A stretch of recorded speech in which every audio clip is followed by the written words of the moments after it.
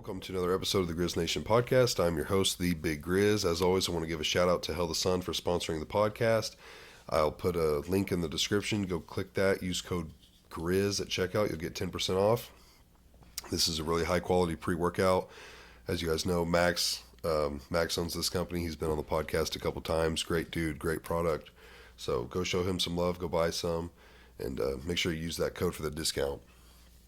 Today's guest, we have my buddy Gavin on. Gavin owns his own concrete business. He also does septics, and I recently just started doing some concrete work. So we got to talk a lot about concrete and how he got into that, how he started doing septics, all that stuff, and had a good time with him. So guys, show some love. Of course, you can watch this on YouTube and Spotify. Follow me on Facebook and Instagram. Make sure you click that subscribe button if you haven't already. And thanks for watching. We'll see you in the next one. Yeah, I learned real quick, concrete's some tough work. Like, it's hard work. Oh, yeah. So last Friday, I poured, but I had a doctor's appointment, so like I basically just helped him lay it down. Yeah. And then got out of there. And then today, I actually stayed for all of the finishing. Yeah, broom finish or trowel finish? No, yeah, trowel finish, yeah. Yeah, it was like roughly, I think like a 40 by 50 shop. So like first we poured the house and then the shop. Probably like 30 yards then? Yeah, just about. Yeah, the house was a little bigger, so it ended up being like 35-ish. Yeah. And the shop was about 30. Yeah. I think it was just a hair under. Yeah, it's fun work. It's fun work for sure. Yeah, it was tough work. It absolutely was. You're just mucking? Is that all they have you do right now is just raking concrete? So raking and finishing. Oh, yeah? They magging and, the mag and the steel trowel and doing that. They run, the bull float and the power trowel. Like, they're running all that stuff. Yeah. But, I mean, he'd already said something about, teach you guys how to, run the power trowel and stuff. I just actually got Zach on one for the first time. Oh, really? Day. Yep. Got him running one a little bit. So I swear I saw a snap, like a story or something. I don't know if it was you or Zach, but it looked like you had a little bitty rider. That was mine. Yeah, I do. Yeah. It looks really small. Yeah, like you wouldn't fit on it. Okay, that's what I thought. I barely fit on it. I told them at work today, I was like, have you guys ever seen one that's like really small to sit on? Because normally the sit-ons are bigger, and they're no. They make mini ride-ons, and I like seen this one. It's one of those Chinese knockoffs. Yeah. And I seen it, and like I'm on a bunch of concrete pages on Facebook and whatnot, and so like I was waiting for some guys to start posting about them. They did, and like I gave it about 8 months or so. Just watching those posts, and nobody said a bad thing about them. So I got on some auction sites and I found one for $1,500, and I bought it. Works pretty well. Oh yeah, dude! I've finished. We've done. Yesterday was my third pour with it. Yeah. So and it finishes. I mean, it rides nice, finishes good. It's got pans on it, and I'm still not great with pans, so I'll still float it with my 3-footer, and I'll go through and I'll finish it with the big machine, and it finishes quicker. You can catch a little bit of mud with it. The big machine or the rider? The ride-on. The ride-on does, yeah. So, but it's almost just like a walk behind because it's 5x3, but it's so light. It's only like 400 pounds that with you on it, it's equal to like 2 4-footers or a 4-footer and a 3-footer weight wise. So it's like you time it just the same pretty much. So because concrete's all about timing, right? Finishing it. So yeah, but it's pretty nice. It runs hard, so it runs great. So, Yep. I put Zach on it yesterday to run something. He freaked out. He's like, dude, I don't know what to do. Yeah, because a normal machine, it's like up and down, makes you go left and right. Yeah, well, basically, yeah. So the machine always, it rotates, so it always wants to pull to the left. The machine always wants to pull to the left no matter what. Because, the blade's spinning, just pulling kind of thing. Mm-hmm. So even if you're going right, pulling up, going right, you always have pressure on that left handlebar to keep them from, the handlebars just from, because you see those videos. They're just right. They'll lose them, yeah. So you always have pressure on your left side with it to keep it straight out in front of you.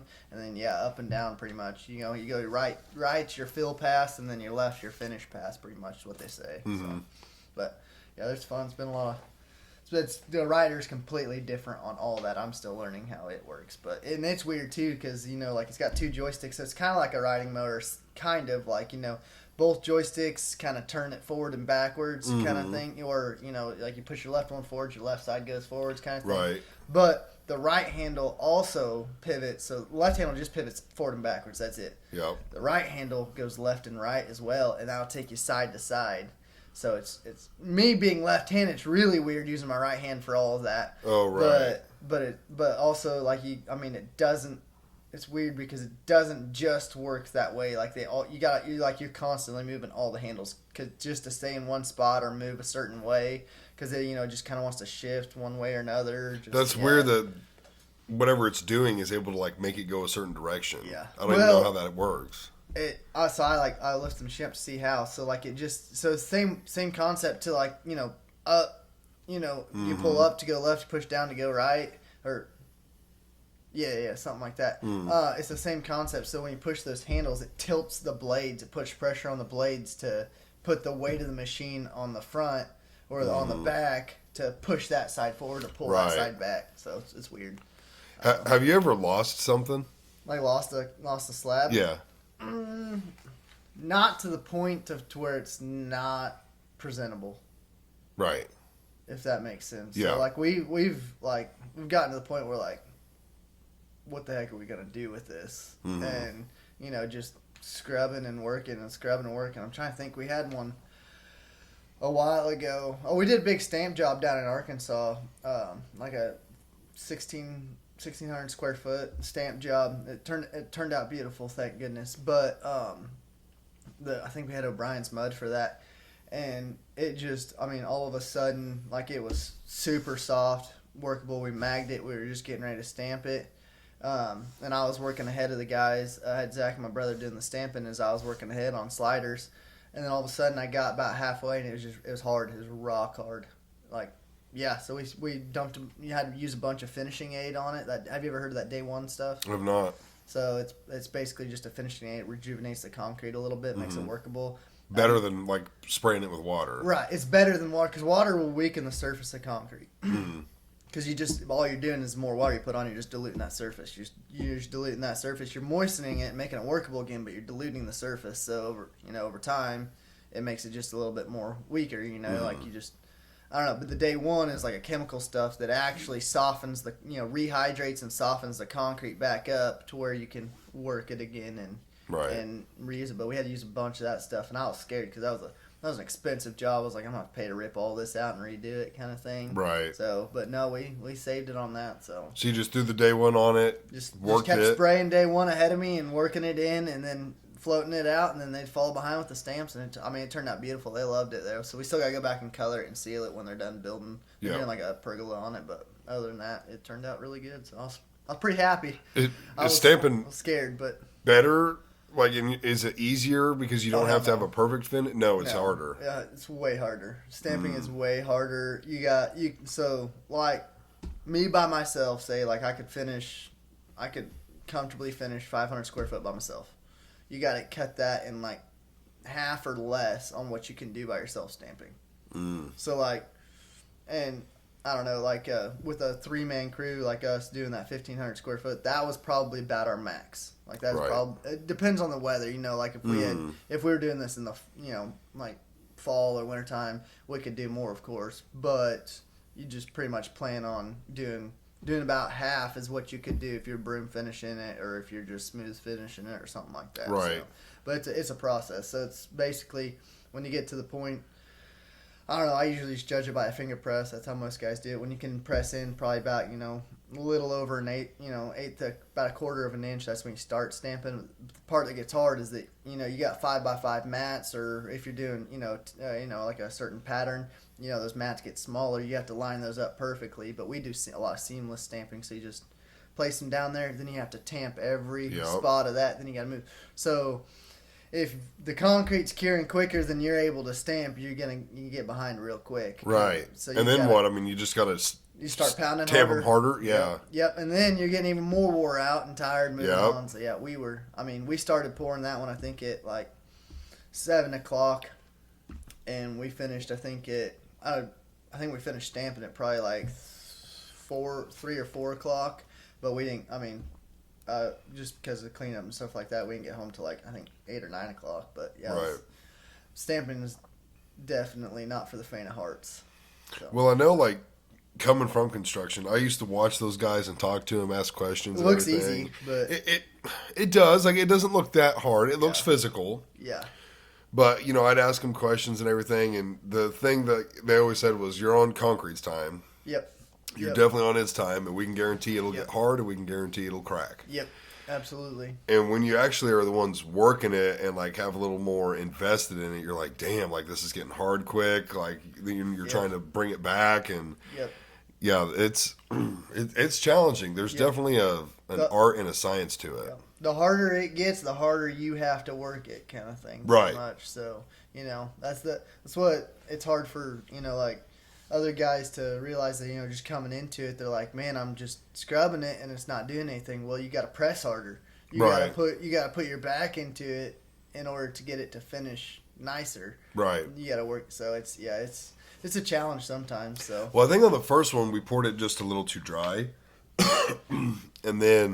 and again, I wasn't there to help finish on that one, but the second one, and we didn't have a pump truck, and they couldn't really get to the backside, so it was a lot of like dragging. make it really runny, shoot it out full speed, and then drag it back. Yeah. It wasn't too bad, but we definitely poured this one more wet, and it still felt like, I don't know, it still felt like by the time we were like, the first time we magged it, it was still super soupy. Yeah, but then it goes like that. And then it went just like that. So it went super fast. Yep, like you do one pass over it, and then it's like you're playing catch up after that. Yes. So we literally, our last 3 slabs that we've done have been like that. They've just kicked so quick. So. What do you think that's from? Because I don't want to say anything negative about these guys, but it's not their full-time job. It's not. It's not necessarily on them. So all this Biden stuff, they created this environmentally friendly cement. It's called Type 1L cement. Basically, it produces less CO2 emissions, making it than the standard cement. Okay. And it's got a mind of its own. And one of the characteristics of it is that right there, like it's just a super wet, and then it just goes like that, just goes like crazy. So it's been a challenge across the whole country of dealing with. So a lot of concrete guys are seeing this. Yep, they're seeing struggles finishing and having to finishing aids are becoming more and more popular because it'll rejuvenate the concrete a little bit to make it workable and stuff like that, and just stuff like that. It's just the new type of cement that's being used. It's being pushed on pretty heavily by the government. Well, not as much now, but now we're just seeing the trickle down effect kind of thing. Right. In Southwest Missouri, we're getting what everybody else was dealing with 6 months ago. We're dealing with now, kind of thing. I was really wondering because they've poured enough to know, and again, like I said, the second pad that we poured, we were like, hey, let's really soup it up because one, it'll be easier to drag. It's going to go a lot further, do a lot of its own thing. It'll give us more time to chill and not be so like we got to get right on it. And that's kind of what we did. So it was, I think we added like 30 to the very first truck, 30 gallons. Yeah. The third truck, I think we added like 10 or 15. And magged the edges. It was real soupy. It was like, man, we're going to have time. And then. Nope. Now, I think we got on it. You have time from that initial laydown to you first put the machine on. Right. But it's from that first machine pass to the second one that it gets to the point of like, what the heck happened? Yes. Yeah, that's what's happened on our last 3 because of that. Yeah, we put the machine on because it was a little early still for the machine, but we put the machine on, and he did the first pass, which was like the first 2 areas we poured. By the time he got to the third one, it was like way too wet for the power trowel. But it had 3 drain pipes down the middle of the shop, and we sloped all of them to the drain. So, you had to hit that so we get out there and we're hitting them, and they're pretty good. Not bad, and we mag them, steal them, and then it got off, and it was like, all right, we're gonna go back. When we went back the second time, it was like, holy shit, scrubbing and scraping, yeah. And then we needed one more pass, so I go out there again, and by this time the machine had actually like dug on where it started to go down, kind of tore up some of the finish that I had done on one of these drain things, and I'm trying to mag it and get it to come back. Nothing. Couldn't do it. I mean, we ended up getting most of it out. We had to bring water and just kept souping it up and working it, add water, work it, and got it to look good. Now, like you said, it might have messed it up, but and it usually doesn't. But they just, I mean, like I've done a lot of that in my time, but I've done more research since doing that and been like, well, if we can avoid dumping water, we can, kind of thing. So like we could have used that stuff, right? You would have just done it once if you use that day one stuff because it works 10 times better than water does, in my opinion, of using it. I need to mention that to them. Yeah. Who do you guys pour with usually? So they were using, who is it? Berry Ready Mix. Oh yeah, you're down in Shellknot area. Yeah. Gotcha. Yeah, that's where we've been pouring. So some concrete companies they'll carry it now. A lot of them are like I know O'Brien's and I think Joplin Ready Mix and stuff like that. They have it on it, and I just tell them, hey, if I'm out, I'm like, hey, bring one on the truck, and they'll bring it and drop it off and just put it on the bill, kind of thing. What is it, like a gallon jug or 5-gallon jug? 5 gallon. Yeah, it's the 5-gallon jug's already diluted and ready to use. If you get the gallon jug, you have to dilute it with water. So yeah, but it's pretty nice stuff. I think it's like $150 for a 5-gallon jug, and I mean, depends on how heavy you use it, but typically you go through, a 5-gallon jug, every 4 or 5 pours kind of thing. So it it's worth the $150. Yeah, $20, $30, $40 a house for the security. Yep. Yeah, that's not bad. That's now I won't pour without one on the without a jug of it on the trailer. Now I won't. Right. So if I'm out, I'll go get one before we pour. Right. Just kind of a safety blanket, just in case. Yep. Because, floors have been lost, garages. It happens. I've seen it happen. Oh, yeah. And I've seen them tore out and used as backfill in garages on other houses. Yep. And, it's one of those things where, is it the concrete guy's fault normally? I would say normally, probably. I mean, they either didn't order it wet enough or make it wet enough when it got there, or well, it's not just making it wet enough. It's just your timing. It's right. It's your timing and your weather. So the biggest factors is your timing and the weather. Because I could pour stiff mud, right now, and depending on how big it is, finish it just perfectly. It's just a matter of knowing that it's 90 degrees out, so I'm not getting off this, or if if I wait 5 minutes too long to do one thing and it takes me 10 minutes longer to do that, then I know, well, hell, I'm 15 minutes behind on the next step, kind of thing. So, right. Yeah. That's it. You can pour the wetting the concrete up mostly just helps with the lay down kind of thing. Doesn't necessarily stiff concrete still cures almost as quick as wet concrete. So it's mainly just helping lay it down. Yeah, the quicker you can lay concrete down, the better off you'll be, because like you say it takes an hour per truck. If you can cut that by 45 minutes, you're giving that concrete, by the time you lay 3 or 4 trucks down, you're giving that concrete at the beginning plenty of time to settle and start the curing process instead of if you pour. That's why I say stiff mud's usually harder to lay down.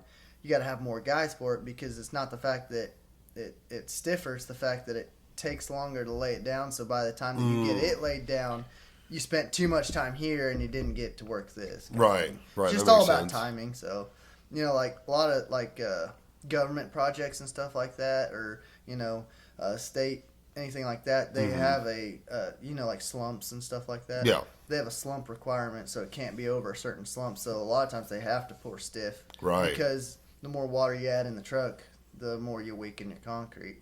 So.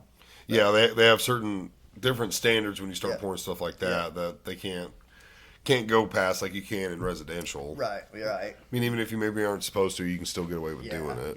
Yep. But well, and I did some of the research on that too. So it's after a 7, I think it's a 7 slump for every gallon. Is it a gallon per yard? I think it's a gallon per yard that you add. You lose like 300 to 400 psi. So if you add a crap load per yard, then you're losing a lot. If you're pouring super wet. But in my case, there's sometimes where I know it's going to be a challenge to get it in if it's not wet, like you're saying, where you have to drag it halfway across. Right. So I'll pay the extra money and I'll order a 5,000 psi concrete. Then because I pour 4,000. I'll pour almost everything on 4,000 pretty much. The average. That's average is about 3,500 around here. But I'll pour everything on 4,000. But if I know I have to pull, I'll order at a 45 or a 5,000. That way, if I feel like we wetting it up too much so we can get that flow, I'm not worried about compromising strength. Right, because it's already extra strong. Right. So you pay more money for the more cement, but you save that in the labor and the time of dragging it halfway across the pad kind of thing. So, Which, I mean, do you ever get a pump truck? Have you ever had something where you had to? I pump everything nowadays, just about. Really? Yeah. Just because, well, I mean, I only have two. I have Zach and my brother that work for me. Mm-hmm. But, if it's anything over 10, 15 yards, we'll usually pump it. Unless it's, like yesterday we did a garage slab, like it was wide open. We can get the trucks in super easy. Right. But if it's anything, like we have like 28 duplexes that we're doing right now. That we've been working on. I've pumped every one of them. Pump everything. Pump the footings, pump the pads, pump everything. Because you can pump concrete about 3 times as quick as you can tailgate it.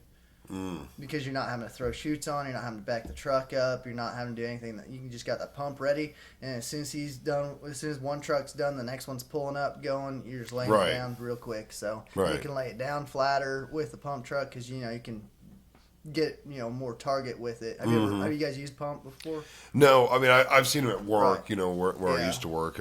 They used to pump here at my house, not for the flat work, but for the stem walls. The walls that would have pumped. Yeah, you can pump so much quicker and effectively than you can tailgating it. So, and if it's all about getting it down, the quicker you can get it down, the better you can get it finished. I'll pay that $1,000 every day to pump it. So you just got a guy that I use AAA out of the Springfield area, whatever. They have trucks all over. Oh right, yep. Okay. Yep, but since I got all these duplexes, you got a good deal with them on getting priority trucks in. So that's good. Yep. I mean, I joked with them about a pump truck. It was like, dude, this would be pretty nice. On any shop or house, I almost just bid them in now. If it's even going to be a question as to if we can, because I hate driving trucks on pads. Because sometimes if it's a little damp or something, and they may leave ruts or they'll mess up your rebar or your wire or whatever you got in. You got to fix that. Right. Rip holes in your plastic, or you just get bad drivers that just tear everything up. So just get a pump truck and don't even sweat it. And then you don't have to worry about coming and throwing a form board back on after the trucks pull off the pad. So it's all just done, ready to go. Just get a pump truck and don't even just have everything ready to go and order a pump truck. So that's probably the way to do it. I mean, it's pennies and dimes in the long run. You know what I mean? Right. Like, I still make my money by making a little bit less because I get a pump, but I charge them a little. I usually split the cost sometimes on a lot of that. Right. Sometimes I bid it in if I can, but I mean, if it's one of those things where it's last minute, I'm like, no, I'm just gonna order a pump truck and pay for it. But you've got that feeling of it's going to be easier and security. Yep. Yeah, which I'd rather that too. Yeah, it's. And I mean, if you're consistently putting out a good product, a better product, then it's like, well, people keep using you. There's more money. So exactly. Yep. Yeah, it's a good trade off to have. Yeah, it's worth, like I said, on anything bigger than like 20, 30 yards. Yeah, it's worth pumping it. So. Do you? This is the first time I've seen somebody actually use one. I always wondered why a lot of guys don't, but the what would they call that? The power float. What is it called? Like a vibrate mag float. Yeah, where you pull it and it's vibrating. Oh, Vibra-Screed. Yeah. Screed. Yeah, Vibra-Screed. Yeah. Do you use one? Yeah, I have one. Yep. These are the first guys I've ever seen use one. All the guys that used to pour for me back in the day, it was all hand. Hand rod. Mm-hmm. Yeah. Yep. So no, for the first, I just got my own power screed. Probably a year and a half ago. Mm-hmm. So I hand screeded everything before that. So it's challenging hand rodding it. You get a flatter floor if you hand rod it usually. That's been just from my brief 2 days of concrete. That was my assessment. Was the floor seems to be flatter when you're doing it by hand. Yeah, you do, but in the same aspect of time, it takes more time to hand rod. Well, not necessarily just more time. It takes more guys. Right. More guys, because I've hand rodded a lot of concrete by myself. And it's a challenge to hand rod it kind of thing. But the Vibra Screed is so easy because you have so a lot of guys will hand rod their screed lines or something like that, or Vibra strike them.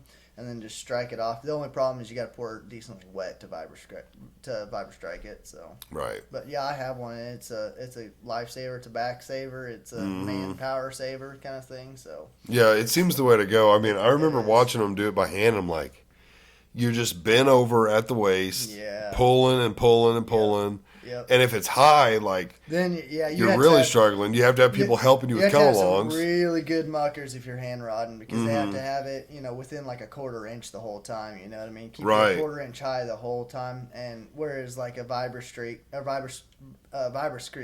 if you're a little high, it'll just vibrate it out, and then they can just pull. You have a little bit more play with the vibra screed. So there are a lot of times where like I'll strike something off. And then I'll go back over and I'll strike it off again, because you can just literally tilting your hands just a little bit will adjust that pitch. But most of the floors around here turn out pretty flat, and then you flatten it out with power trowel a lot too. Right, it's doing a lot of the work too. Yep. Yeah, I've definitely noticed, which I don't know. Even the job I have now is physical, but when you're doing things that are different than what you normally do, it's like, oh man, like. The last 2 times I poured, my lower back was a shot. Yeah. And I was like, man, like, hell, I work out. Like, I have a physical job, I work out. But just doing that different motions and stuff, I'm like, man, I'm freaking sore. Yep. Like, it's, I give props. I mean, I helped a little bit on this house. And when I say a little bit, like, anytime I would help them, it was like they needed help. And so they're like, hey, do you mind running the chute? And so we can pull and do all that. So, like, I was good at that. I mean, as good as, all you're doing is making sure you're not putting too much mud down. Which it's harder than you think. It is. On a flat floor, it's easy. On a sloped, it's so hard. Right. Yeah, I found that out, too. Yeah. Because there was times where I was like, God almighty, like, we got a mound here we got to drag. Yeah. But so, I mean, I did that, and, I run the come-along and stuff here and helped them a little bit. Like, they almost lost the garage floor here. Yeah. Almost. He was pre-apologizing to me, letting me know that he was going to pay to have it ripped out and re-pour it. And I was like, hey, it's okay. Like, no matter what, it's going to be okay. As long as it's flat and halfway smooth, it's a garage. And that, right. What did we end up doing?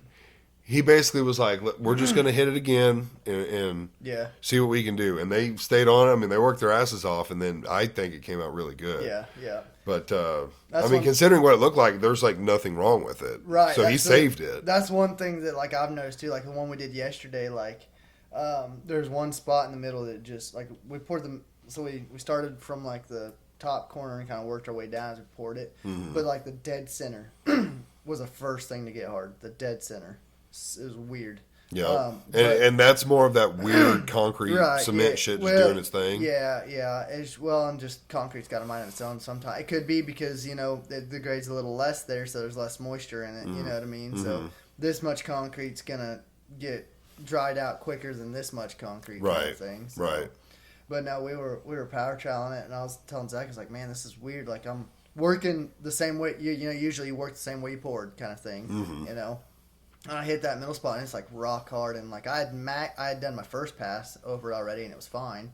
But I got to do my second pass, and it's not doing anything. So I like crank the machine all the way up, tighten the blades all the way up, and hit it, and it's still. I mean, it's flat and smooth, but you can visually see that it's different. If that makes sense, like it's not like it cured a little different.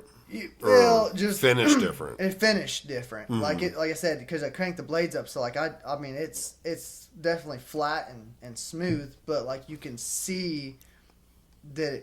You can kind of see that it cured first, if that makes sense. Just the finish is different, if that makes sense. It's hard to explain. No, it does, because I noticed today, the second half that we poured, the finish on it compared to the finish on the back, which was the first part we poured, the front part, the second part we poured was like a mirror finish. Right, so yeah. And the back was dull. Yeah, so same thing. Yep. Well, and that's just was the back of the last part you finished? No, it was the first part we poured and the first part we got on. Gotcha. Yeah, so some of that is just how many times you hit it with the power trowel. Still flat, still smooth. It's just whether or not you went over it a lot. So it's whether or not you do your final burn pass on it is what they say. Mm-hmm. So if you burn it, then you like to the point where you turn it to gloss. Mm-hmm. That that's your last pass pretty much. But sometimes you don't always have to do. I mean, you don't ever have to always do that. but it's just a matter of how shiny you want it right then and there. When it all turns white and cures out, you can't tell the difference. Oh, really? Yeah. You won't even notice it? No, because the whole thing will turn white and dull out. You don't notice any of it. So why burn it like that? Just, I mean, because you know that it's done. Oh, just to simply know it's done. Yeah. Yeah. Just basically to know that it's done. And I mean, like if you were to go seal it and put a, sealer over it, you'd probably see some of that shine back. Right.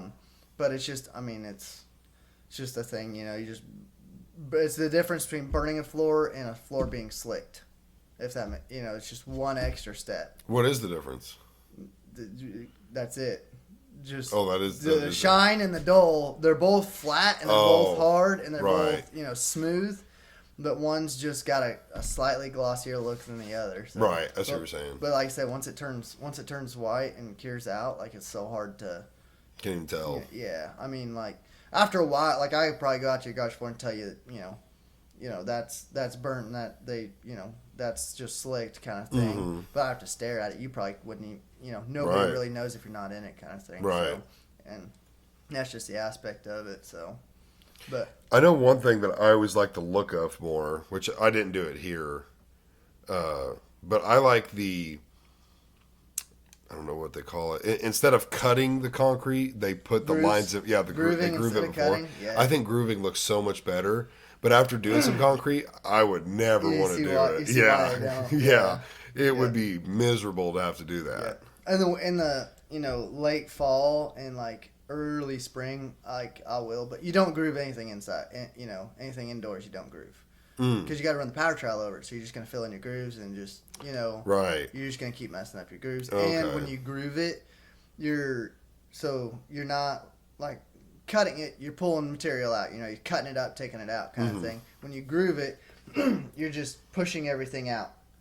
So if you want a super flat floor, if it's flat and you push it out, you make little tiny ridges where you push that stuff in the center out to the sides, kind of thing. Right. You don't have a perfectly flat. That's why they do it on outdoor stuff, and because it's getting a broom finish. Right. You never notice, but you gotta be careful on that. Like that's why nobody does it on indoors because it doesn't keep it flat afterwards. So, and it's just a pain on finishing it, kind of thing. Yeah, it does look like a pain. Like I don't know. I think maybe we've had people request it, or like maybe just some of the guys did it. Like Yeah, if I have a small sidewalk, I'll do it. But then the other thing too is like if I'm pouring new concrete next to old, if the old's grooved, I'm gonna groove mine. To make it match. If the old's cut, I'm not gonna groove it. I'm gonna cut it, kind of thing. Yep. Right. Yep. But if you can, you're cutting. Yeah. If I have a choice, I'm gonna cut it. Yeah. Yeah. Because then I don't have to worry about grooving. Because then you have to, make all your grooves look nice. Then the hardest part on grooving is not the grooving itself. It's get them straight. Oh, okay. That's pretty hard too. Right. That's pretty hard too. If you just eyeball it, it's hard. A lot of times if it's like a sidewalk, we'll just lay a board down and just run our groover right next to it. Yeah. Kind of thing to keep it straight. Yeah. But is the corners where your edge meets your groove line, those corners right there, they're the hardest to finish. Because it's just so tiny. And, if you run your edger back and forth, you fill your groove in, then you got to run your groover again to do that. And then when you run your groover, you fill your edge in. So it's a lot of it's a lot of repetitive motions doing the same exact thing until finally it stops filling itself in. So that makes sense. Yeah, it's hard. Which that's one thing we never broke out. When do you break out an edger? Is that for like sidewalks and driveways, getting the edge? Yeah, anything that's not getting a building on it. Okay, so like slab, you wouldn't need to edge it. No, I never edge a slab. Right. Okay. But like where your garage doors are, stuff like that, we'll cut those out and edge those because you can be driving up on it. You don't want that sharp. You don't want your tires going over that sharp edge every time. Right. So we'll edge that or just walkways or something like that. Sometimes we'll edge those. Like if I know where a door's at on a house and it's a smooth, like a bare concrete floor, sometimes I'll edge those, but most of the time I won't. Right. You just only edge like outdoor stuff kind of thing. The curved edge gives it strength, keeps that edge from chipping off kind of thing. So. Right. But no, the timing of when to edge, you gotta be careful because. You can roll your edge, they say. So I was telling you, when you groove it, you push concrete out. Same thing with the edge. If you don't keep your edger perfectly flat and on there as you're edging it, and you kind of curl it one way or the other, you push the concrete one side or the other. You don't notice it at first, but when you go to finishing it, then you start noticing like a holes or stuff, like stuff not getting filled in with cream. Right. And when it's really bad is when you notice when it rains on it, a little while after, you create like little valleys or little humps and it holds water kind of thing. So we'll usually lay the floor down, go through and tap all the edges, and then wait, a little bit, and then we'll just, as light as possible, do just a first pass with the edge. And all you do with the first pass with the edge is just knock your rocks back, push your rocks back in, free up that edge, and then we'll leave it, and we won't hit the edge until a couple more passes later with the floats and stuff like that. Right. Because then all you're doing is working with cream, and it's pretty easy. So right now it's just you, Zach, and your brother? Yeah. Yep. I thought you had more guys than that for some reason. No, when we do big pours, I bring on more guys, more outside guys that I know that pour concrete on their own kind of thing, and I'll sub them out to come help with everything. And like these duplexes that we're doing, they're about 45 yards a piece. So and with it getting hot in summertime, I'll usually bring 4 or 5 finishers on. Sometimes it's a little much. Too many finishers, but I'd rather have too many than not enough. Right. But there's a lot of plumbing here on these, so there's a lot of sliding, a lot of knee boarding and sliding that needs done. So right. We'll usually have 2-3 guys on machines and 2-3 guys on sliders hitting all the plumbing. So, but I definitely feel like I would rather pull, and lay it down versus finish. Yeah. For sure. Yeah. See, I'm usually the other way around. I'd rather finish than lay it down. Really? Yeah. Yeah. No, I'd much rather lay it down. Yeah. Like, even if they had something where it was like, hey, we just need you to come and help us lay it down, that's cool with me. Yeah. Yeah. Like I'll finish, and of course I'm learning. I've watched it a lot, but actually doing it, I've done it once now, I guess, and definitely learning. And I always understood it just from watching them, because that was my favorite thing, Right. was sit around and bullshit with the concrete guy and watch him and ask him why are you using that and that, and Yeah. like it's easy to understand. It's different to execute it. Yep. But after finishing today, it's like, fuck that, dude. I'll just help you lay it down. Yeah, it's hard. It's Yeah, hard work. it is, but it's cool. It's very cool. It's fun. It's fun. I enjoy it. I mean, I tell everybody that asks, like, man, because everyone says, like, you're crazy for doing concrete. Like, all these builders that I do work for, like, they're like, you're crazy for doing concrete. I tell them all, I love doing concrete. I just absolutely love it. But that's because I have my own business doing it. Right. I would hate it doing it for somebody else. Right. I wouldn't do it. I mean, just because, the pay is good, of course, but like for me, it's like when I finish something and it looks good, I'm like, man, that's my name on that. Right, I exactly. did that. So it's like, man, I love doing this because I just like these stamp patios that I do that turn out beautiful. I'm like in my eyes, that's art. You know what I mean? Right. Like I did that kind of thing. But I also know the work that went into it, so it's kind of like There's a lot of work. If I was just an employee, I'd be like, man, that was just hard as hell to do. Right. Like that sucked. I don't want to do that again.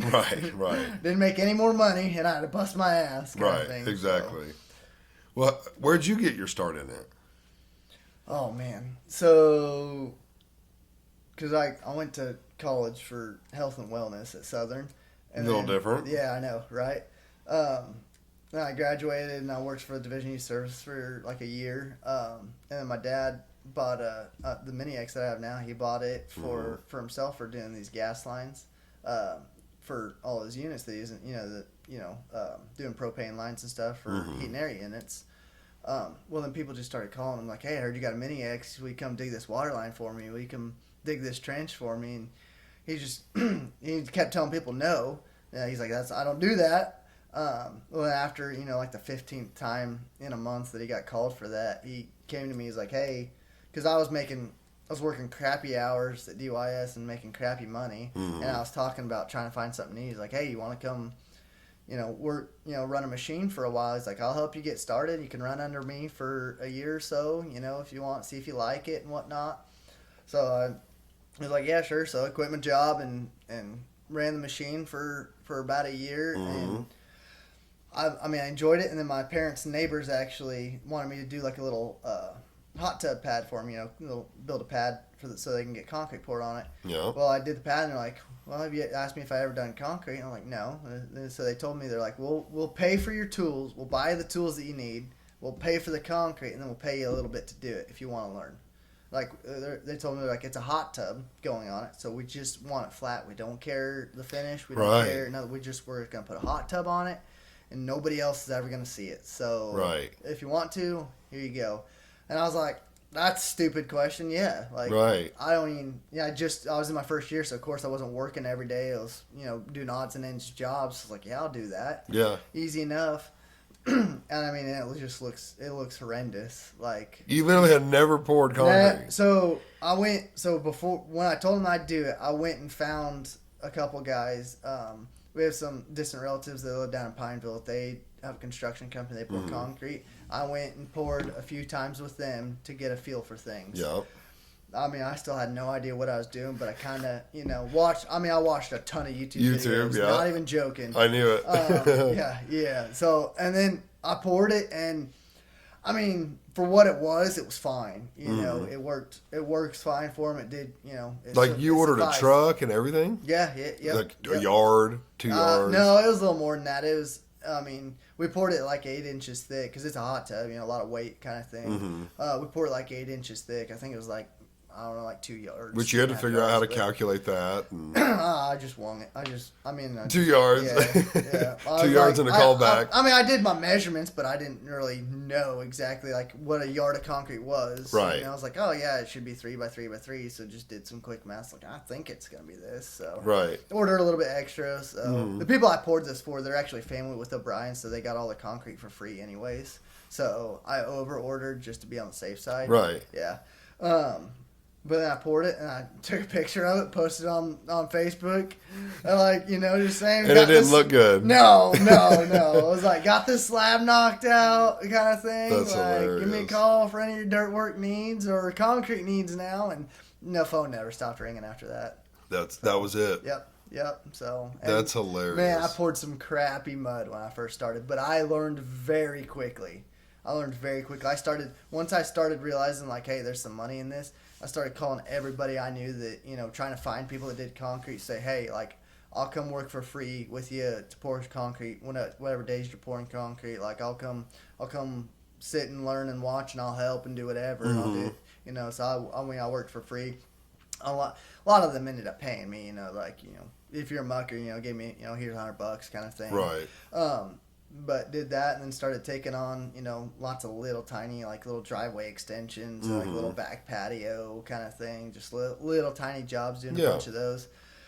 And then I started getting a couple bigger jobs, and so I started doing, subbing those out. Like I'd do all the prep work. I'd get the forms up. I'd get everything ready, and then I'd sub out the guys to come finish it.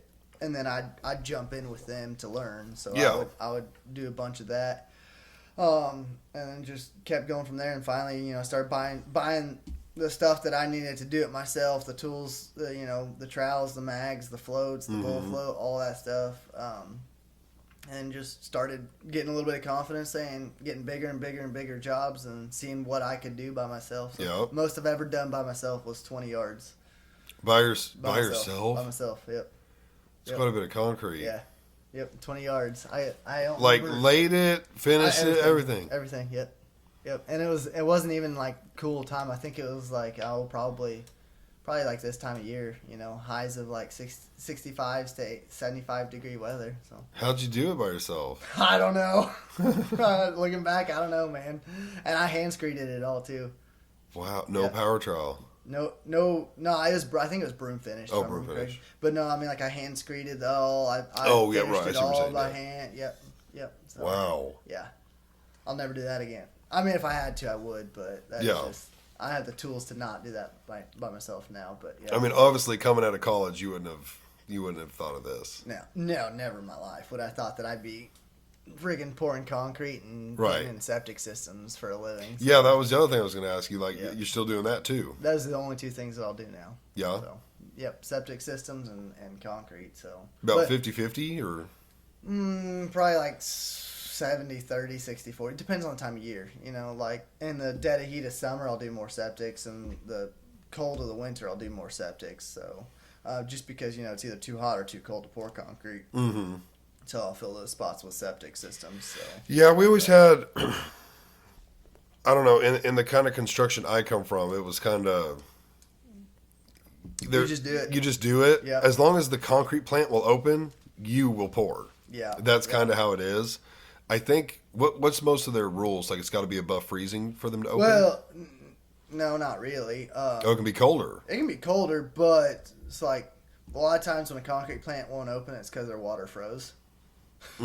So they can't turn on water or anything like that. Right. Or, it's going to be too cold to turn it on or it will freeze kind Right. of thing. So, like I've poured when it's been below freezing before. Yeah, normally, like, if it's going to get below a certain temperature overnight, it's going to during the day, I don't care. I don't care what temperature. I'll pour all day in, sub-zero temperatures during the day. It's at night that I worry the most when the sun's not out to give it some heat kind of thing that will dictate if I do pour or if I don't. So if it was like 30 in the day and then it kind of warmed up at night and stayed 30, you might not be as worried. 28 degrees. So it depends on the thickness too. So they say the first 3 days are the most important temperature-wise for concrete. The first 3 days. So the first day it can be pretty cool because concrete will generate its own heat. Right.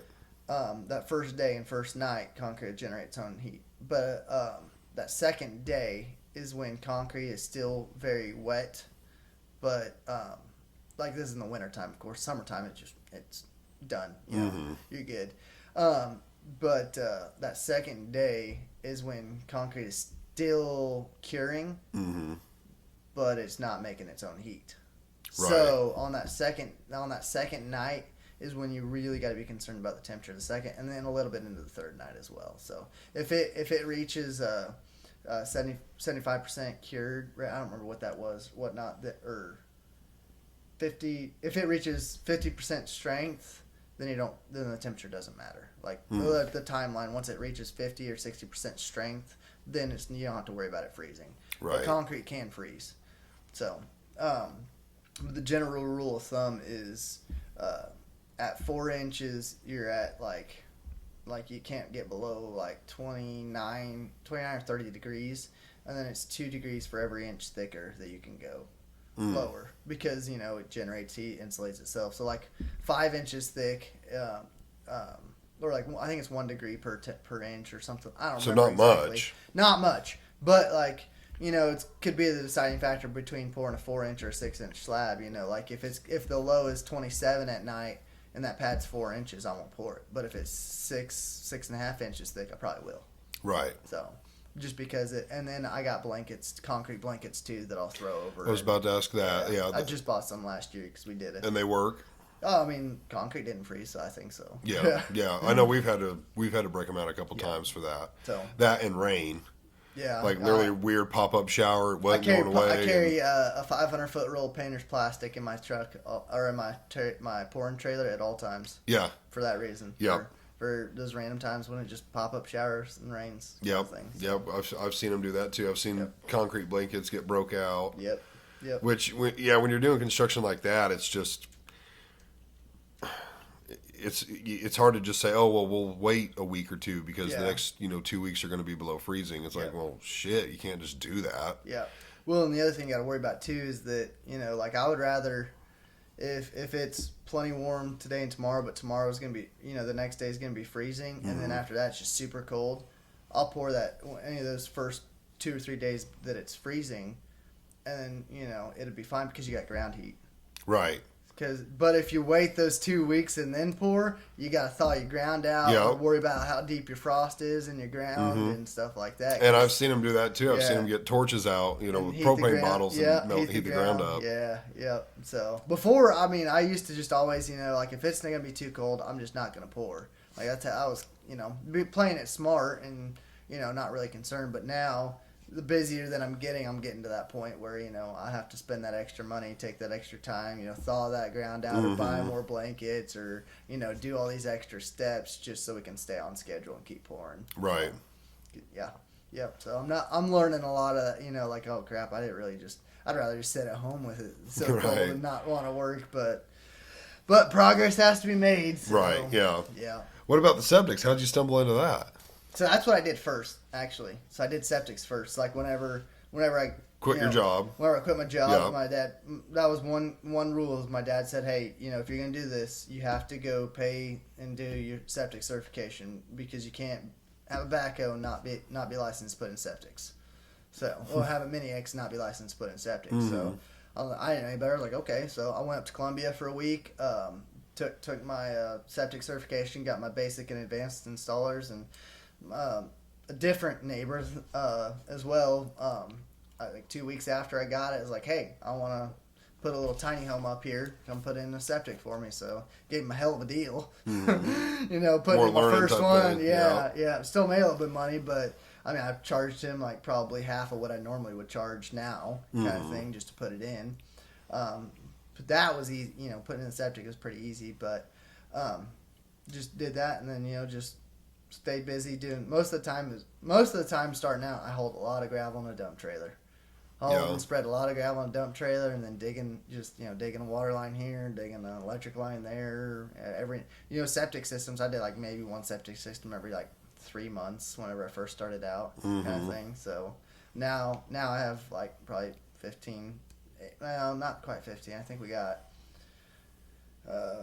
12 septic systems lined up right now. Really? To get done. Yeah. Yep. Yeah, a guy that works part-time with me, they had like 30 lined up at one point. Yeah. I think they've knocked a bunch of them out, but yeah, they put in a lot of septic systems too. And I would do all of them by myself, and that's what takes the most time. Just like now, I mean, and with my smaller machine, it just takes forever to dig them. Because my max dig depth is like 11, 12 foot straight down. So like digging a 7 foot deep hole that's 10 foot long by 8 foot wide takes me some time to dig it with a little 26 horse machine. So now I got connections to where I have access to bigger machines. Like we put one in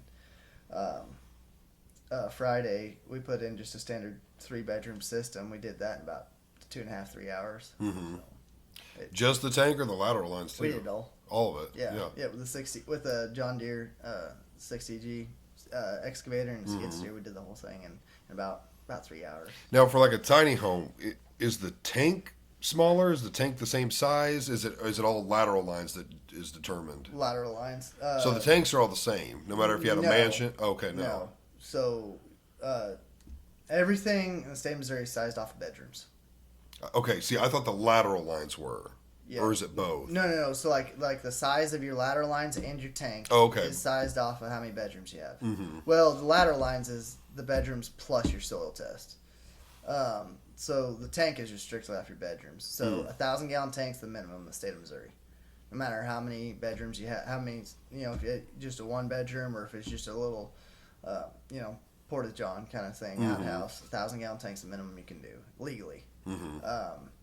But then for every there's a math equation for every bedroom that you have ups the tank a little bit more, like a 4 and 5 1,000 gallons for 1 to 3 bedrooms, 1,250 gallon tanks for 5 and 6 or for 4 and 5 bedrooms, 2,000 gallon is for 6, I think, or no, 5 and 6 is 2,000. 4 is just 1,250, I think. I can't remember exactly. Mm-hmm. I got my booklet that's got it all wrote down. But your lateral lines, so not only like how many linear feet you have, but like how deep and all that, is a lot of it's based off your soil test too. So like you get a soil rating, basically tells you how many gallons of effluent, so wastewater, you can put into a square foot of ground per day. So, like most common, standard systems are a 0.5 or 0.4 rating. So that means half a gallon per square foot is all that you can do. All that you can put in there per day. And then they calculate, the daily flow is 120 gallons per bedroom per day. So your 3-bedroom, they calculate that you're going to use at max 360 gallons per day. That's a lot of water. It's a lot of waste. That's toilets, showers. That's everything, yeah. Sinks. So the way they do that is each person uses 60 gallons per day, 60 gallons of water per day, at max. Mm-hmm. But each bedroom usually has up to 2 people in it. So that's why they say each bedroom's 120 gallons. Mm. So Playing on the safe side yeah, type thing. yeah. So they give you your soil rating. Then you have to take your soil rating. You have to figure out, how many square foot of trench you need, and then you do your math and figure out, just how long, because you can only go 100 foot long on each trench. And then depends on how wide your trenches are too. So like if you're a 3 foot wide trench, like say you need 900 square foot. If you dig a 3 foot wide trench, that's only 3 lines. If you did a 1 foot wide trench, that's 9 lines. So right, that dictates a lot of it. And then that's for like standard pipe and gravel system, which I think yours is pipe and gravel, isn't we're talking about it. Just regular pipe and gravel they put in it. But then they make, pipe or gravelless systems. So like, have you seen like that peanut pipe looking stuff? Mm-mm. What's called Easy Flow. It's the only thing I installed just because I have 2 foot buckets, so it fits in a 2 foot bucket trench. But it's basically just, it's like a man-made pipe and gravel. Like it's just packing peanuts in a sock with a pipe in it. Yes, I've seen that. Yeah, that's what it is. But if you put that 12-inch roll with a dummy 12-inch roll of packing peanuts in it, it equals a 3 foot wide trench. Even though you're only digging a 2 foot wide trench, the however they do their comparisons, you can put that in and get by with a 3 foot wide trench on paper, if that makes sense. So it's less digging, and it's easier to put in. Like we can put, you can shoot grade and dig, and then somebody can be putting it in the trench right behind you, kind of thing. Instead of having to dig the trench, put gravel in, level off your gravel, put your pipe in, put more gravel, level it off, put your fabric down, then cover it up, kind of thing. It just saves some time. So it's a little bit more expensive, but you save that when save it in the labor and the time. Yeah, quite a bit. So, but no, so that's how I got in septics. And I do a lot of like advanced LPP systems and whatnot too, like pump systems, because not maybe basements and stuff, or no, they're for, it's like, I was telling you, like those like 0.5, 0.4 ratings. So like anything like 0.2 or lower, 0.3 is on the line of needing an advanced system. Just basically means, in layman's terms, it's the best way to put it, it's like your clay content. It's how absorbent your soil is. So the lower that number is, the less absorbent your soil is. So the more advanced or the more lateral lines you have to have. But like 0.2 is an advanced system pretty much. You can do a lagoon, but nobody. I was about to say, there's times where you can do or can do a lagoon. You can do a lagoon anytime, any kind of, as long as you can. You can't even pump to a lagoon, but you can put a lagoon in anywhere instead of any kind of system, pretty much. Now, why would anyone want that? Right, exactly. But there's times you have to, right? Or put it in an advanced system. So the advanced system is in place of a lagoon. Oh, but it costs more money. Yeah, it costs more money, and you have, but people do it if they don't have space for a lagoon. And they have to have they have bad soils, they'll put in an LPP instead of a lagoon if they don't have space for a lagoon. Or if they just, like my house, I just put an LPP in at my house that we just built. I don't want a lagoon. Tell people what a lagoon is.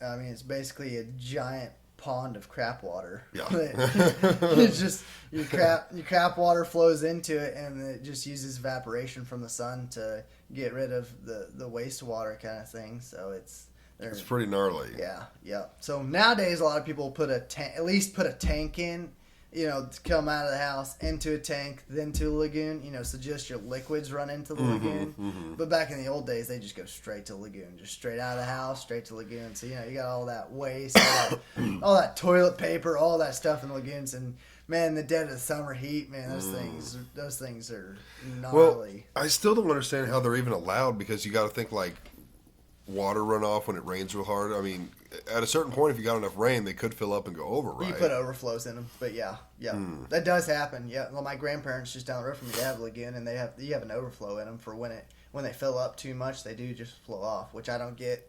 What do they flow? They flow off into something else that's reserving it, or you mean they just flow off onto the ground? It's just an overflow. They just flow out. Yeah, because you put your overflow like almost all the way at the top. But you just don't want it to erode your banks and wash out your banks if it does flow up. But it rarely happens that it fills up and goes through the overflow. But when it does, how's that allowed? I don't know.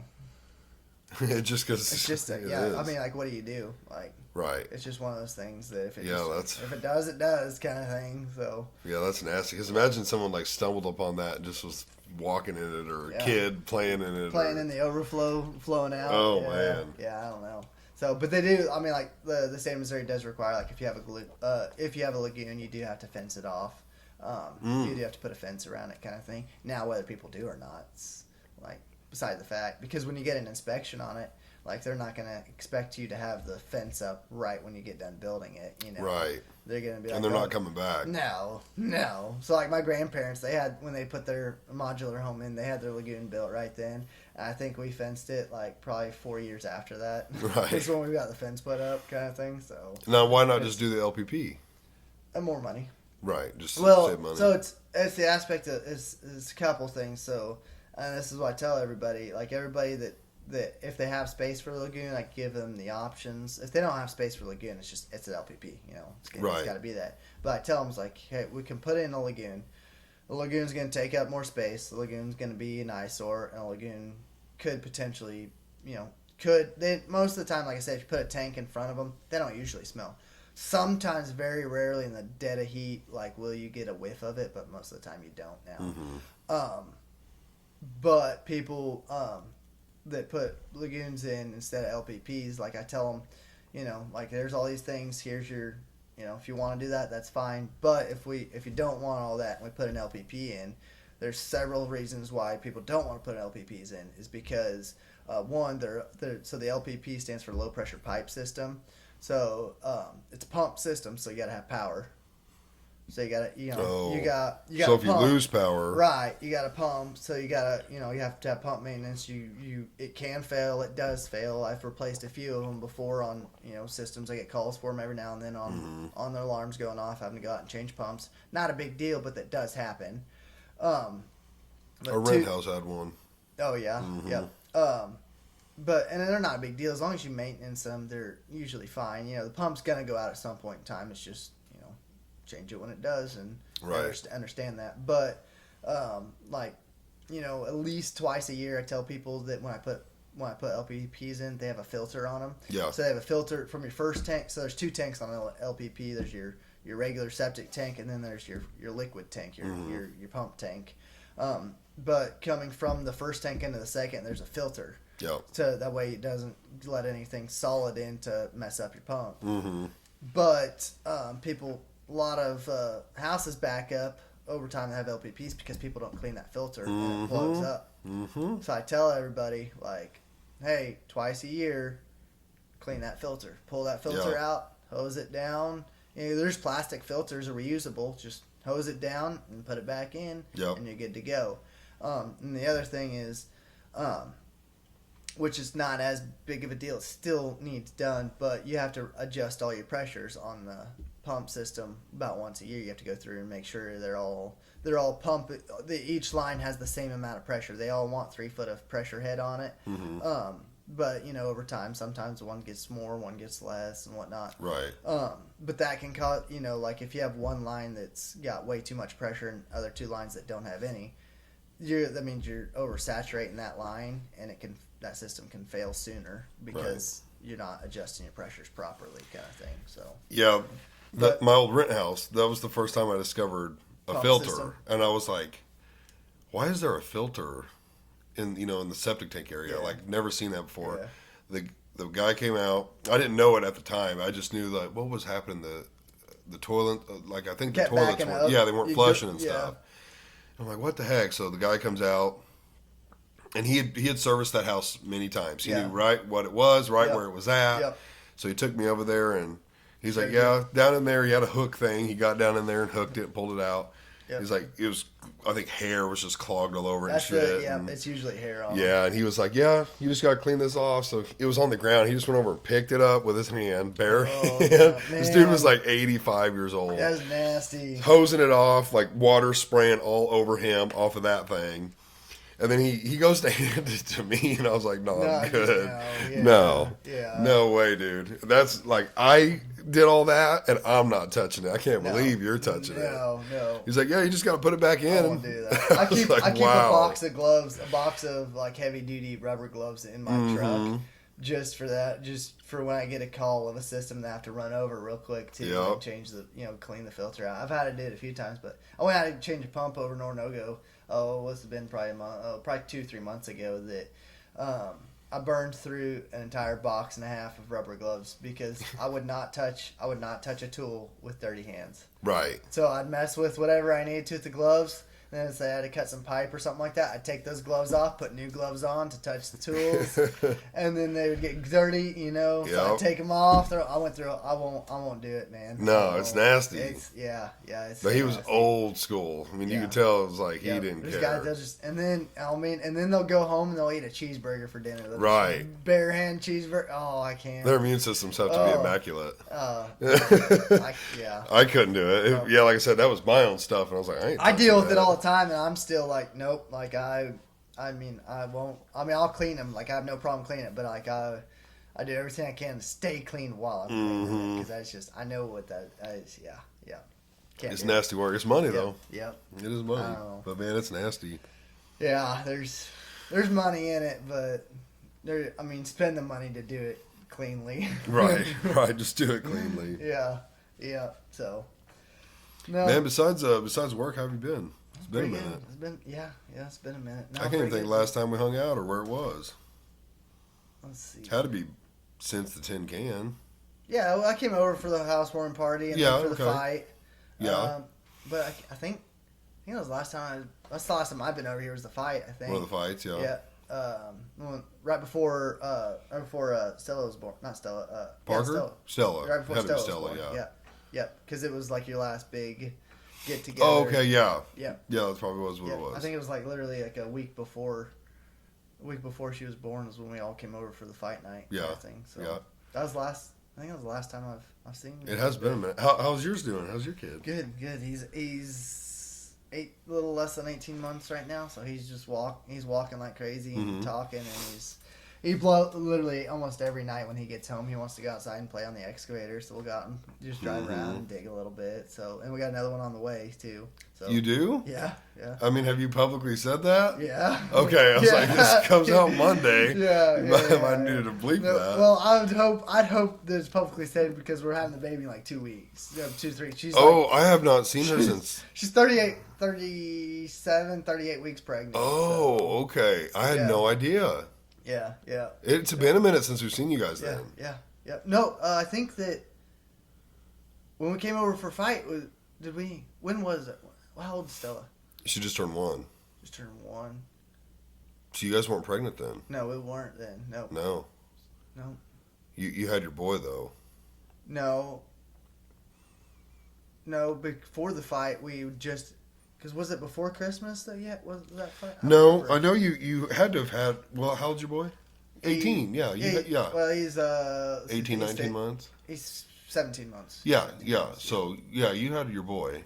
Yeah, Because she just turned a year. Yeah. Because remember... The Madeline must not came with me then. I must have came by myself. Yeah, I think you were by yourself. But her and Maddie were pregnant at the same time.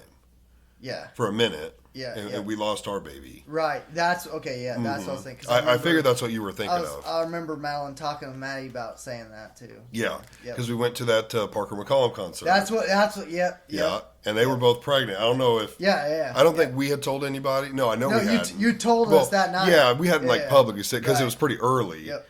And then I think you guys were. I don't know who told who first, but we both were like, yeah, we're also pregnant. Yep. Yeah, which we lost that baby, but then we got pregnant again, Gotcha. So that's where there's that delay. We had Parker. I guess she would have been around a year and a half. Yeah. And then we both got pregnant, but then we ended up having Stella after. Gotcha. Yeah. No, yeah, we're having another girl. We're not another girl. We're having a girl this time. So. Oh yeah. It's not. Yep. A boy and then a girl. So we're. Are you excited to have one of each? I am. Yeah. Yeah. So that's what Mal and I when we first got together. That's kind of what we talked about. We're like, man, it'd be kind of cool to have a boy first, and then about a year and a half later have a girl. And that's pretty much how it worked out. That's exactly what we're doing. And so we're like, man, this got to be like God's will of doing this. Like we're done. Right. This is what we talked about doing. We're 2 and done, and we're just gonna be happy as can be. So. So you're gonna be done. Yeah. I'm happy with 2 as well. Yeah, it's nice. So I've been talking about getting fixed. I think I just need to go do it at some point. Yeah. So I already told Madeline as soon as she pops out, and we're once we're comfortable, once feel like you're in the clear. Once Madeline, just like Madeline's kind of able to recoup and be okay with watching the kids by herself for a few days while I right. Then I'm like, yep, I'm going to get fixed kind of thing. So do it on a Friday, take Friday, Saturday, Sunday, and go back to work on Monday. Yeah, got a solid 3 days of rest. Yep, that's what they say. 3 days of doing absolutely nothing, and you're good to go. Right. If you just so much as jump during those 3 days, though, it's like a week longer recovery. So. And they say, I've heard everybody tell me that you want to wear like super tight underwear. Yep. The tighter, the better. And they say, don't move. Right. Just find a comfortable spot on the couch and a couple bags of peas and sit there. Sit there and find a show to binge watch. Yep. Sounds like a nice time, really. That's what I'm thinking. Yeah. That's what I'm thinking. So, yeah. That's why I said that Madeline's got to be ready to take care of the kids by herself for a few days before I do that, because if not, it's going to be a little hectic. Right. How do you like being a dad? Oh, I love it, man. Yeah, it's pretty cool, isn't it? Yeah. Are you excited to have a girl? Yeah. Oh, yeah. Does it feel any different? Because, like, I don't have a boy, but I love being a girl dad. Right. And it doesn't feel different yet, but I think that, like for you, that protective instinct of is, like, super strong for being a girl dad kind of thing. Right. For a boy dad, it's like... He'll figure it out. Yeah. But it's like, man, I just want to show him everything. Right. I just want to take him everywhere and show him everything. Mm-hmm. But I think it's going to be, and once she gets a little bit older, like quite a bit different, because one's going to be like, man, let's go do all this stupid stuff. And the other's going to be like, stay away from him. Kind of thing. You know what I mean? You guys are crazy. Right. Yeah. So I don't know. It's going to be a little bit of a learning curve, but I'm excited. So it's. I mean, I don't think it's anything I'm scared of or anything like that. Yeah. So. No, I wouldn't be. Something about being a girl dad, they're just turn you into big softies. Yeah. Like, I get on. I mean, I don't really get on to Stella a whole lot. She's just one, but Parker, I get on to her, and it's normally and then she'll give you those eyes. I normally just raise my voice with her, and it's like I'm all for spanking, and there's times for spanking, and you got to keep kids in line. But it's like, man, I don't want to spank you. Like, please just listen to me. Yeah. See, that's how, like with little man, with Cash, that's the way it is. Like I'm, the other night he was throwing his food, and he's 1.5, but he's smart. Like he knows. He'll throw it and he'll look at you. Yeah. Like, what are you gonna do? Yeah. So, and I'll raise my voice. I'll get on to him, but I know he's a 1.5 years, so I know he's kind of still learning all of this. Mm-hmm. But like I'm not afraid of doing that. Like like there's no quote. There's leniency for the age, but there's not leniency because he's a boy. You know what I mean? Right. Like I think that it's gonna be. I think Madeline's going to be the enforcer with our daughter, as opposed to I'm the enforcer with Cash. Right. Because Madeline, she's like snuggling him all the time, like come give mama hugs, come give kisses, yeah, babying him. See, I do that with the girls. Yeah. And so, Maddie's more of the enforcer. Yeah. So that's why I think it's going to be like a little bit of I think everything's going to flip on 180. Yes. Because I'm going to be giving her whatever she wants, Yeah. Maddie will get on to Parker, and I'm like, come here, baby, come here. Yeah. They're like, it's okay. Yeah, it's the other way around. Like, if I get on to him, straight to mama. Yeah. Kind of thing. Yeah. So. But he is a daddy's boy, though. And Madeline, she gets mad. She loves that he's a daddy's boy, but she gets mad at it, because she's like, man, I want him to be a mama's boy kind of thing. Right. But, like, it's I feel bad for Madeline so much, but there's a lot of times, like, when we're, like, just, I don't know, when we're eating dinner table or something like that, and I get up, like, go bathroom or walk out of the room, and he'll cry. He'll scream and cry sometimes. And then Madeline, like, I'll come sit back down with Madeline, get up and walk away, and nothing. He's just looking, waving at Mom. Right, bye. And she's like, what the heck? And then sometimes, like, we'll test it too, so I'll get back up again and walk, and he'll scream and cry. And, like, so it's pretty funny, so. Kids are funny. I mean, it's so fun. I love it. So Parker out of nowhere, like, we don't do secrets or whispering or anything. Yeah. She comes into the bedroom. I'm laying in bed, like they just got home, and she's like, "Dad, can we watch Frozen?" And I was like, "Well, what'd your mom say?" And I heard her. She's like, "No, I told her no Frozen." So and she like, Frozen on mute? No, we watched it anyways. She crawls up in the bed and she goes, "Can we watch Frozen?" She like hid her mouth and whispered, and I was like, maybe. You're like pulling out your phone, putting in her headphones, Yeah. kind of thing. Like, Be quiet. Yeah. Yeah, she freaking loves Frozen. So, bro, we've probably watched Frozen 1 and 2 over a dozen times. So I can quote the movie. You're ready to build a snowman. Oh, yeah, absolutely ready to build a snowman. Yeah. Like, there's times we won't be doing anything. And it's not like we're not big on, like, TV and stuff. Right, but when it is me, it's a little more challenging, especially when I got both of them. Right, I'm like, you gotta be able to distract one, take care of the other. Yeah. Distract the other and take care of one. So, yeah, exactly. And yeah. I'll just look at Parker and I'm like, you want to watch Frozen? She's like, yeah. And I'm like just as invested as she is. Yeah. It's funny. Like, is she gonna get saved? She's gonna freeze? You know what's gonna happen. You know what's gonna happen. Yeah.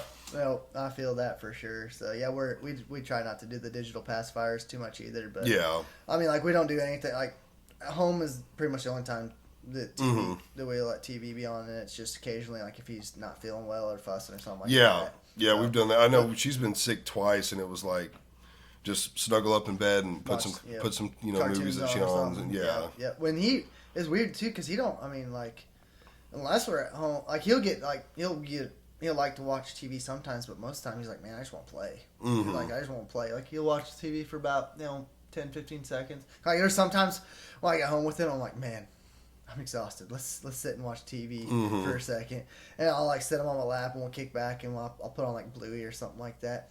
He'll watch it for about 2-3 minutes, and he's trying to, like, crawl down, like, he's like sprinting all over the house. Right.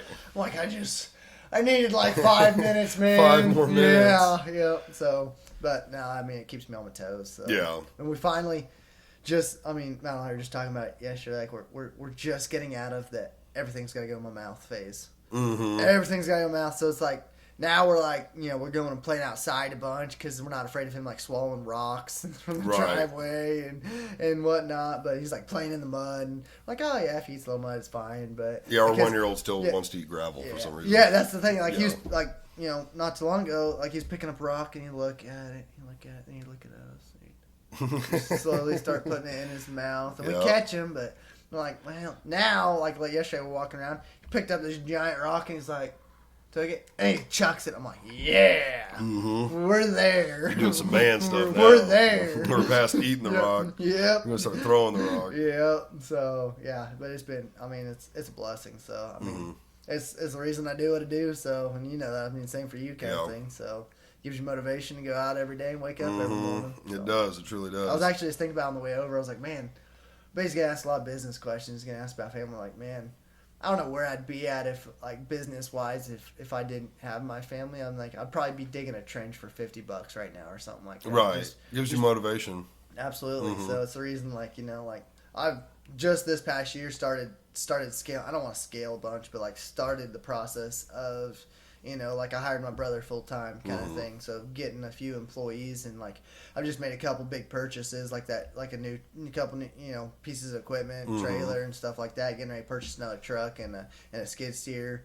Like, it's like, man, if I didn't have, like, something to work for, like, I'd just be living in a little shack. I'd be living like a tin can, just with a truck and an excavator going out and doing odd jobs kind of thing. So yeah, when you have people literally relying on you, it makes you work different. Yeah, different work ethic. It makes your mindset different. Like, man, like because when I was single, just starting my business. Well, I guess I met Madeline, pretty much right after I started the business. But like, even when we were just dating, it's like, I'd go 2-3 weeks without a job, but I had cheap rent and low, barely any payments on anything. So I was like, man, I don't care. Like, now it's like, if I ain't working, then something's wrong. Like, I got to be out working every day, making money kind of thing. Right. So, keep the money rolling in because it's rolling out. Yeah. Yeah. It rolls out real quick. Yeah. Oh, yeah. Does Madeline work? Yeah. She's teaching down in Aurora. Oh, okay. Yeah. I won't say her last name, but Megan? I think Megan works there. She was in... Megan. I don't want to say her last name, but I think she works there. From Pierce City? Mm-hmm. Special ed, maybe? Teacher? Yeah, I think so. Mm-hmm. Yeah. I think she does. I think I know who you're talking about. Yeah, I think she works there. Maybe. I don't know. Madeline's at the junior high, so I don't... Oh, okay, I think she's at the elementary. Gotcha. Yeah.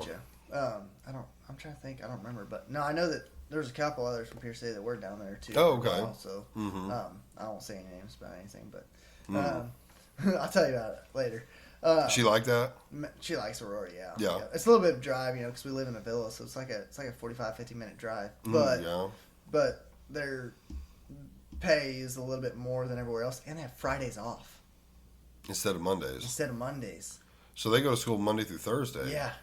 Yeah. Interesting. Most are Tuesday through Friday. Right. And I don't know. I mean, like her, she's like same thing. Like I'd rather have Fridays off than Mondays. Mondays you're dreading going to work. Fridays you're like, right. You got the Early whole weekend. Yeah. So Monday's just like an extra day to mope. Right. Yeah. I mean, I like that too. That's what I work Monday through Thursday. Yeah, it's nicer having the Fridays off. Having that. Well, that's not a 4-10, but it's the same thing, same schedule. Right. It is nice to have your Fridays, to have that long weekend, because Friday is like what I'm doing now, going to make A little extra money. Damn. Yeah, make extra money. Yeah. Whereas Mondays, you're like, I'm gonna sit at home and not do anything, and just dread going to work on Tuesday. Or my Fridays are like doctor's appointments. Yep. That's what she does too. Yeah. Shopping, or I try and knock some stuff out so we don't have to do it on the weekend. Yep. I normally mow on Thursdays after work. Yeah. Because then it's like, hey, we got the whole weekend, yards mowed. So yeah, I love having that schedule. You skipped that yesterday. Yeah, absolutely. I got to do it tomorrow. Actually, what I'm going to do when we're done here, I bought a mower lift. Yeah, change blades. Not change them. I mean, they could use a sharpen. I won't do it this time, but I need to. I mean, I service it every fall. So, like, I've mowed... before you put it up for the winter? Yeah. No, sorry. Well, do I do it in the fall? No, I do it in the spring. Do it in the spring. Probably yeah, I do it in the spring. Late winter, really. Like, I think I had it serviced. It probably sat for every bit of 2 months before I mowed. Yeah. I think I've only mowed twice. Which the first time, like, I had to redo the hillside over here. Yeah. Freaking armadillos just tore our yard up. So we had to bring in a bunch of dirt, and we seed and fertilized it, and, got all the rocks out, and I let that kind of grow up, and it was real thick, so I went ahead and mowed it. I think I've mowed it one time since then. And then, like, I didn't want to do it last because we've been getting a lot of rain. I got those hillsides, so I didn't want to. But, yeah, I tried to jack it up with a jack, like a normal car jack. Don't worry. But the way my mower's set up, like my brother-in-law's mower, he can get he can get the jack. Well, he can get the jack under the front 3 little bitty wheels that are on the ground. Oh, yeah. I can on mine. No. So I tried to lift it somewhere else. Well, I'll be able to get it high enough. I'll just have to put some spacers in. Yeah. But I went ahead and just ordered an actual lift. Like one of those mower jacks? Yes. You drive up over and just jack the whole thing up? Yeah, that way I can, do some more maintenance as far as sharpening the blades. Because I've got some sick blades on it, which I actually need to get different ones. Like, I bought some hybrid mulching. Oh, those ones with the blades on the back, the front and the back, like curve up that cut. Yeah, they curve up and then they have like finger slots missing. Yeah. I know what you're talking about. Yeah, and it's supposed to be a hybrid between a mulcher and a high lift. Yeah, and it does really well in the mulching because like right in the front of the house it gets super thick, and it used to just throw clumps. Now it throws it more even, but it leaves kind of trails, and I think part of that reason is I've got X blades on now. So instead of 3 blades, it's got 6. Yeah. Well, I hit something hard enough, rock. Dent one or ding one. Twisted one, so instead of it being an X, it's like that. Yeah. And so I've got the spindles. I just need to take that one off, put a new spindle on, and put the blades back on.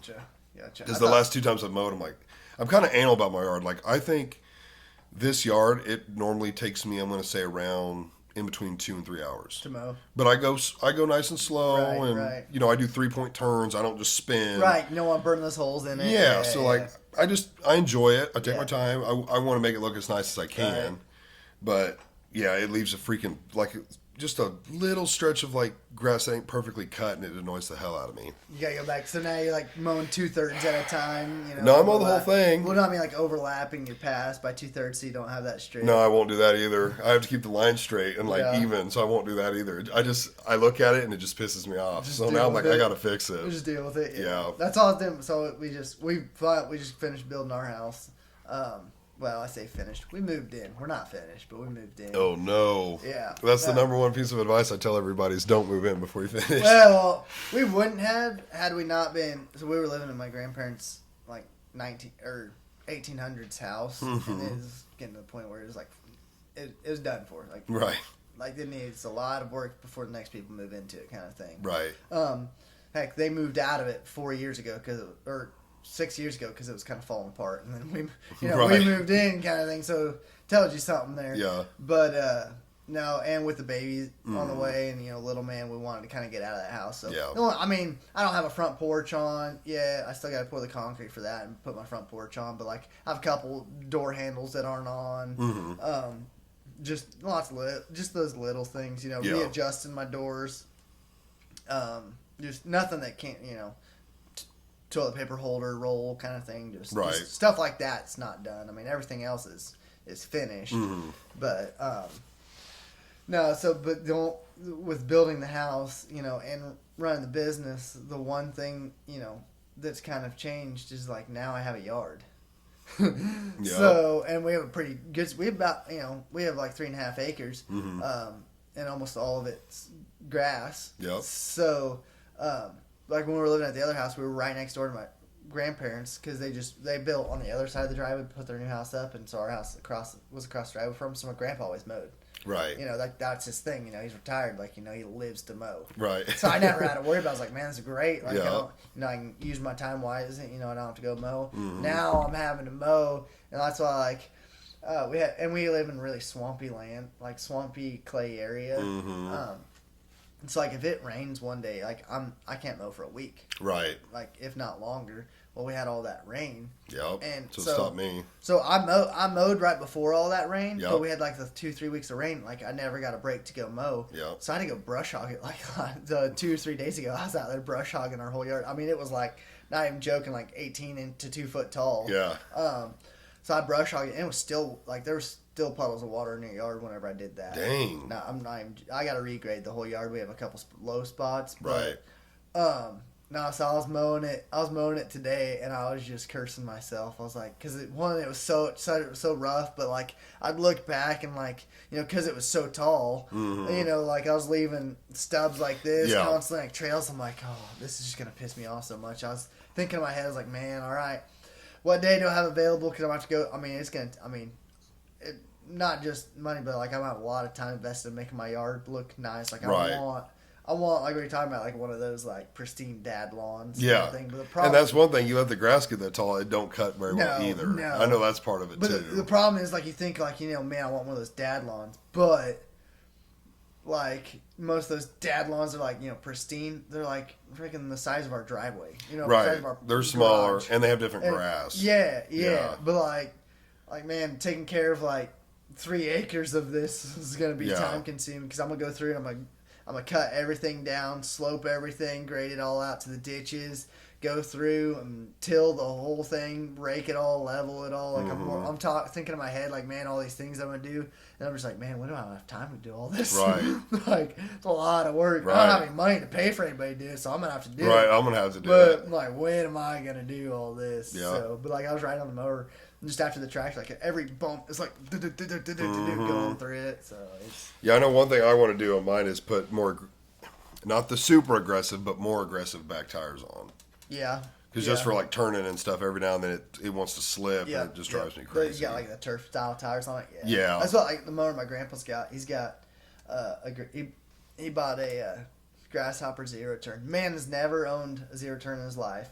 He's always mowed on a ride-on John Deere, the old school style. Always. Yep. Always mowed on one of those. And one day he tells me, he's like, I'm gonna buy a new mower. I'm like, okay. And this was back when I was just starting out, so I had more free time. So like, all right, Grandpa, what kind of mower do you want? He's like, I want a grasshopper zero turn. And I'm like, well, why do you want the grasshopper? Like, why a grasshopper and why not just a regular zero turn? And he's like, well, I like that, those grasshoppers how the front lifts up so you can clean them and change the blades. Have you seen that? No, I yeah, guess so not. like on the grasshopper how the deck's in front of you. Oh, okay, yeah. So that deck lifts up, like it's got an electric hydraulic motor. It lifts up. Yeah. That's the only reason why I wanted it. But by golly, his mind was set to it. So we went to like 4 or 5 different dealers, and finally we found the one that he wants. But he bought the smallest front deck that they have. Well, they have like grasshopper tires. They're the paddle tires. On the front? No. Oh, on the back. They're paddles. They're the paddle tires on all those grasshoppers. But he got the only one that didn't have paddle tire. Like the smallest version has like the same tires your motors have, those turf tires. Turfs, yeah. And he hates them. And they suck. Yeah. They suck, man. Like if it's any kind of wet, you're just spinning out. Yeah, you're spinning. But no, it's funny with him with this motor. I'll tell you a funny story. So the house that we're in is an old rock foundation house. You know, just rocking chat. My rent house was like concrete. that too. Yeah. And this guy's out there mowing around it. Well, you know, grasshoppers aren't. I mean, they're a zero turn, but they're not zero tail swing turn. Mm-hmm. You know, because they got there's 6 wheels. So you know, 2 in the front, your drive wheels, and they have the 2 stabilizer wheels in the back. So this man's out driving it. Well, I'll tell you the test story first. I got to tell you the test story first because it leads into this. What do you mean test? Like test driving the mower at the dealership. Okay, yeah. So, I know when we went and bought it from Stark City. I didn't know they had a dealer out there. What's that? The Walds tractor. Is it Walds? Yeah, I didn't even know they had something like that out there. Yeah, they have grasshoppers. I think it was at Walds. Maybe I don't remember. Anyway, so he's never drove a zero turn before, so he's on there just learning, and just bam, runs into another mower. Head on? No, like not head on, but like just smacks the side of the mower with the mower he's on. Oh shit! When he turned, because the rear. Oh right. Just bam hits it, and the dealer. So the mower that Grandpa was on got some dents and dings, but the mower that he hit didn't get anything. Thank goodness. Right. But the dealer was standing next to me. His eyes just got so big, and I looked over him and was like, he's going to write you a check for that motor right now. Because my grandpa was smiling ear to ear when he was on it. Right. I told him, I was like, don't worry. If that other motor's not hurt, which hopefully it's not, I told him, I was like, my grandpa's going to buy it. He's like, okay, good. Anyways, so we get back to the house, right? And Grandpa's like, okay, I got to go mow now, right? Right, got to. So he's mowing, and I'm inside my house. And he is mowing, and he gets in this corner to where we have the front porch in the house, kind of like at a T, right? Mm-hmm. Noses right up into that corner. And you know what he does? Same just thing. Turns, doesn't back out and turn. So he just, I could feel the whole house shake because that ass end of that motor just smacks in the side of the foundation. And I go back out there, and there's like 4 or 5 rocks that have like fallen in, and stuff like that. And I look up, Grandpa's got not a clue that he did it. Doesn't even know. Doesn't even know. But he's smiling ear to ear the whole time. So, like, before he could turn over and look, like, I'm grabbing rocks, placing them back in, going later on, I went through and sealed them back up, kind of thing. So, but it's just. He doesn't even know now? No. I think he doesn't do it as much now, but still, every time that he'd mow, he'd always hit the house. When he'd turn, he'd always hit the house. Oh, yeah. Always hit the house, but it's just got to be the point where it's funny. Like I just go back out there, pick the rocks back up, put them back in. Now I put some foam on there, so now hopefully when he hits it, it kind of just bounces off a little bit. But no, he just, and every time he's always smiling ear to ear. He's mowing because he just loves that because he's never owned a mower. He's always bought used mowers. Right. So it's just funny because you like. I don't know. It's just Mal and I laugh every time that Grandpa's mowing because we're just counting down like, okay, when's he gonna hit it? When's he going? Yep. When's he it's gonna always hit the it? same spot. So now you need to just tell him, Grandpa, just come over to my place and mow my No. Oh, yeah, be hitting your house. Yeah. Because Mal was like, oh, you think Grandpa's gonna come up here and mow now too? I was like, man, I don't know if I want him to. Yeah, because he'll run over like logs and sticks, but just. Doesn't care. He's just happy. He's just mowing. So. Oh man, I hit something. I'm like, oh shit. Yeah. Well, you can hear it too. You can hear it and feel it. And I don't know. I just don't think he cares. He just doesn't care. He doesn't feel or knows. But he's always smiling. So I know my first spring and summer. My mentality was like I still had the stock blades on because I had that mower a couple of years before he got here. Bought it for that reason. Like I knew we were going to build and have a yard. And I was like, the first year, I don't care. I know there's rocks in the yard. Just mow them over. I know there's a stump over there. We're just these blades are gonna get wrecked. You mowed enough times, you're gonna shave those rocks and stumps down. And that's what pretty much happened. There's the occasional rock now from like adding dirt. Yeah. That stump after the first season, no longer down. hit it. No longer hit it. Haven't hit it since the first year. But every time I'd mow over that stump the first year, it'd sit there and hit it. Don't hit it no more. You just can't go below 3.5 inches, Nope, and you're nope. fine. So yeah, I don't know. I love mowing too. It's just put a big old chaw in, put the earbuds in, Yep, and just go to town. just go. Yep. Weed eating, I hate. Yeah, I spray. I need to spray my driveway. I don't don't know if care. you noticed it. Yeah. The center is just insane. Yep. Normally we've sprayed it by now, but Yeah. we've just been busy. That's the same. Yeah, I used to care and like want to weed eat everything just because it does look nicer when It you weed does. eat as a spray. But I've gotten to the point now where I just don't have time, and Right. it's just so mundane. I'll go through it. If the mower can't touch it, it gets sprayed. It gets It sprayed. gets sprayed. Yep. So I like, can't bring myself to do it yet. I mean, once you do it once, you'll never go back. Oh, I bet. You'll never go back because like you do it once beginning of the year, then you do it about once in the middle of the year, and that's it. And you're just like, man, because then you get to enjoy taking care of your lawn because like you got Right. to mow. You're like, man, you're enjoying this. Then you're getting to like your last two passes. You're like, crap, I got to weed. Got a after weedy. That's this. the worst And part. you're like dreading it. So, but it but does feel satisfying when it's done. yeah. You get done, and you're like, oh. Right, so you don't get that when you spray. And Right. the thing is too, is like when you spray, you gotta spray like when after your first mow, you gotta spray because if you spray when it's tall, you're like, well, crap, they're just gonna die and lay over, and it stays there for forever. Right. So, Yeah, like the Yeah. driveway, I'll have to like mow the center and then spray it, yeah, and then then it dies and it's gone, kind of thing. But if you're just gonna spray it right now, just all lay over, and you're like, oh, Exactly. it's gonna look like that for forever, kind of. yeah, thing. and hell, I bought a 5-gallon thing of spray. Probably used yeah. not even a gallon of it. Well, maybe it's 3 gallons. I can't remember. It's 3 or 5, but hell, we get it at a good price. Like Maddie sells. Oh yeah. She sells that stuff, Yeah. so it's like there's no reason I shouldn't Yep. be spraying. Yeah, like I'll spray fence rows. I'll spray around the perimeter of the house, like anywhere the weed eater would have to work, getting sprayed. Just I don't love it. I need to. like I don't go crazy with it, of course, but I usually it takes 2 times on the first pass because you'll spray it, then you'll wait a few days, see where you missed, go through and spray again, kind of thing. So, but I don't know. I live with it.